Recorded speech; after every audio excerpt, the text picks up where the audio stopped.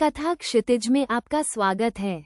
आज हम जिस विषय पर बात करने जा रहे हैं वह है स्वर्ग लोक की वो दिव्य कामधेनु, वो इच्छा पूरी करने वाली गौ माता जिसके बारे में शायद आपने सुना हो।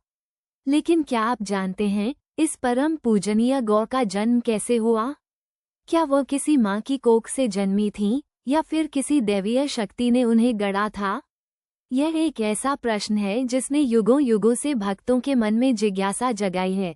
तो चलिए आज हम इस रहस्यमयी उत्पत्ति की गहराइयों में उतरते हैं और कथाओं के सागर से कामधेनु के जन्म का वो अद्भुत वृतांत निकालते हैं जो आपको चकित कर देगा। हमारी पौराणिक कथाओं के अनुसार कामधेनु का जन्म किसी साधारण प्रक्रिया से नहीं हुआ।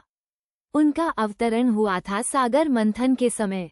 जी हाँ, वही महासागर मंथन जिसे देवताओं और असुरों ने मिलकर स्वर्ग और पृथ्वी के कल्याण के लिए किया था।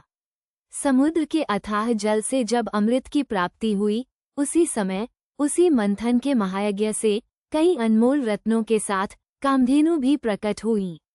कल्पना कीजिए उस दिव्य क्षण की। 14 रत्नों में से एक के रूप में स्वर्ग और पृथ्वी को आशीर्वाद देने के लिए एक ऐसी गौ माता का आगमन हुआ जिनके रोम रोम से अमृत झलकता था। वो किसी माँ की संतान नहीं थी, बल्कि स्वयं ब्रह्मा जी के मानस से निकली, या यूं कहें कि सृष्टि की रचना के दौरान एक दिव्य उद्देश्य के साथ उनका सृजन हुआ। समुद्र मंथन के समय जब विभिन्न देवता और दैत्य मथानी को घुमा रहे थे और विष, चंद्रमा, लक्ष्मी, ऐरावत जैसे रत्नों के साथ साथ कामधेनु भी प्रकट हुई। उनकी सुंदरता, उनका तेज, उनकी दिव्य आभा ऐसी थी कि सभी उन्हें देखकर विस्मयचकित रह गए।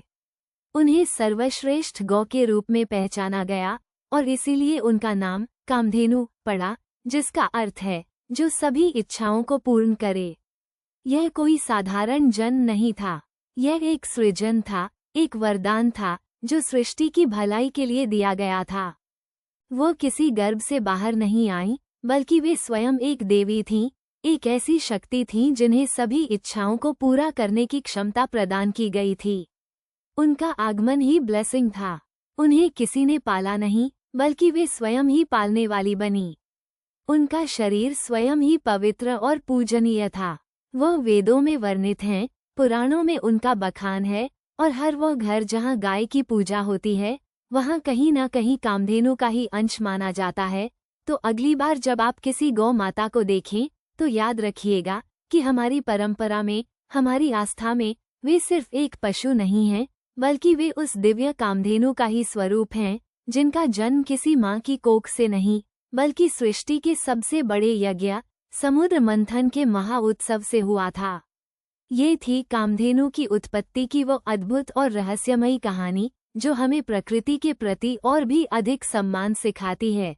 कथा क्षितिज से आज के लिए बस इतना ही। अगली बार फिर मिलेंगे एक नई रोमांचक कथा के साथ। तब तक के लिए धन्यवाद।